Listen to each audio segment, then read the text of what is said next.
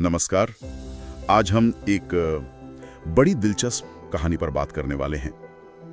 एक आर्टिकल है, पहाड़ का बुलावा, एक नई शुरुआत।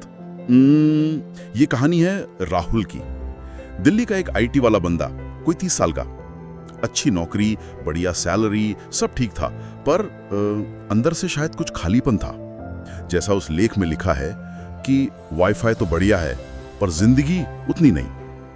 वही रोज की भागदौड़, ईमेल्स, मीटिंग्स, ट्रैफिक, मेट्रो की भीड़। तो इन सब से थक कर उसने एक हिम्मत वाला कदम उठाया। 3 महीने की छुट्टी सीधा, और टिकट बुक कर ली हिमाचल के एक दूर, बहुत दूर के गांव की। मतलब ऐसी जगह जहां ना 5G, ना स्टारबक्स, बस असली जिंदगी। सिर्फ घूमने नहीं गया था, शायद कुछ और ढूंढ रहा था। तो चलो थोड़ा और समझते हैं इस अनुभव को। वहां पहुंचा तो पहली चीज क्या हुई? होम स्टे तक पहुंचने के लिए पता है 2 घंटे की चढ़ाई करनी पड़ी, और वो लैपटॉप वाला बैग, बाप रे, पत्थर जैसा लग रहा था। गांव में बिजली दिन में सिर्फ 6 घंटे, पानी सीधा झरने से। मतलब शहर वाले आराम से एकदम उलट। वहां उसके जो मेजबान थे, सब उन्हें दादाजी कहते थे, बड़े मजेदार थे। उन्होंने राहुल से कहा मजाक में, बेटा यहाँ हम कोड के बग्स नहीं, छतों की टपकन ठीक करते हैं। कितना सीधा सच्चा फर्क दिखा दिया शहरी और ग्रामीण जीवन का, है ना? हाँ बिल्कुल।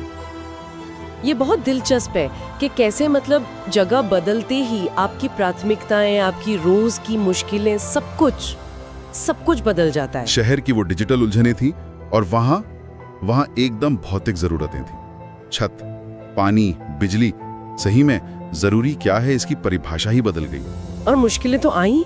एक रात जोर का तूफान आया और गांव का जो इकलौता ट्रांसफार्मर था वो गया। ओह, अंधेरा हो गया होगा। बिल्कुल, हाँ बिल्कुल अंधेरा। राहुल ने फौरन फोन निकाला, टॉर्च जलाई, लेकिन दादाजी ने उन्होंने आराम से एक लालटेन जलाई और बोले, कभी कभी सबसे पुरानी तकनीक ही सबसे भरोसेमंद होती है। ये बात राहुल को सोचने पे मजबूर कर गई होगी। नहीं, जरूर की होगी। ये घटना ना एक तरह से सबक है। हम कितना निर्भर हो गए हैं अपनी मॉडर्न टेक पे। हाँ। और कई बार वो हमें बिल्कुल लाचार बना देती है, जबकि वो पुराना ज्ञान, वो जुगाड़, वो सीमित संसाधनों में ज्यादा काम का साबित होता है। ये भी दिखाता है कि कैसे मुश्किल हालात आपको ज्यादा क्रिएटिव बनाते हैं, ज्यादा लचीला। ये भी तो यात्रा का एक हिस्सा है, सीखना। सही कहा, बिल्कुल सही।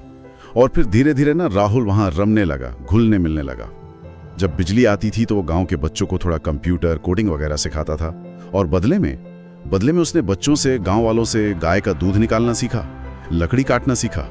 एक किसान से मिला जो, कमाल की बात है, बिना किसी ऐप के सिर्फ आसमान देखकर, हवा का रुख देखकर मौसम बता देते थे, एकदम सटीक। वाह, ये तो वही है, पीढ़ी दर पीढ़ी चला आ रहा गया। हाँ। फिर एक सुबह वो चाय पी रहा था घाटी को देखते हुए, और उसे अचानक कुछ समझ आया। उसने महसूस किया कि असली समस्याओं के लिए असली कनेक्शन चाहिए। हाँ, ये बहुत जरूरी बात है। मतलब लोगों से जुड़ाव, एक दूसरे का साथ। शायद शहर में इसी की कमी महसूस हो रही थी उसे। बिल्कुल, ये कहानी यही दिखाती है। तकनीक जोड़ती है, हाँ, लेकिन वो जो इंसानी जुड़ाव है, वो जो समुदाय का एहसास है, उसकी ताकत, उसकी खुशी अलग है। राहुल की यात्रा सिर्फ जगह बदलने की नहीं थी, वो कनेक्शन के असली मायने समझने की यात्रा थी। तकनीक तो बस एक टूल है। जीवन की संतुष्टि, समस्याओं के हल, वो अक्सर हमें लोगों के बीच, रिश्तों में मिलते हैं। और यही समझ लेकर वो दिल्ली लौटा। नौकरी नहीं छोड़ी उसने, लेकिन हाँ, जिंदगी को देखने का नजरिया बिल्कुल बदल गया था। उसने एक पहल शुरू की, कोड फॉर माउंटेन्स।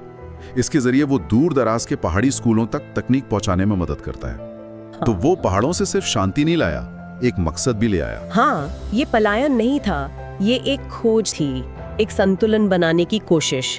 उसने शहर छोड़ा नहीं, पहाड़ को पूरी तरह अपनाया भी नहीं। उसने दोनों दुनियाओं से सीखा और अपनी शहरी स्किल्स को एक बड़े अच्छे काम में लगाया। ये एक तरह का इंटीग्रेशन है। बिल्कुल, जैसा उस लेख के आखिर में लिखा है, कभी कभी डिस्कनेक्ट होना जरूरी है रिकनेक्ट होने के लिए। और 0 और 1 की दुनिया में भी सबसे अच्छे समाधान मानवीय होते हैं। ये बात सोचने पर मजबूर करती है ना, कि ये जो हमारी आजकल की सुविधाएं हैं, क्या ये हमें उन सरल, ज्यादा टिकाऊ, ज्यादा मानवीय समाधानों से दूर कर रही हैं, जिनकी शायद हमें ज्यादा जरूरत है? हम अपनी भागदौड़ में क्या खो रहे हैं और क्या पा सकते हैं अगर थोड़ा रुकें, थोड़ा सुने। हाँ, और शायद हम सबको राहुल की तरह खुद से पूछना चाहिए, क्या पहाड़ों ने कभी आवाज दी है? शायद सुनने का समय आ गया है।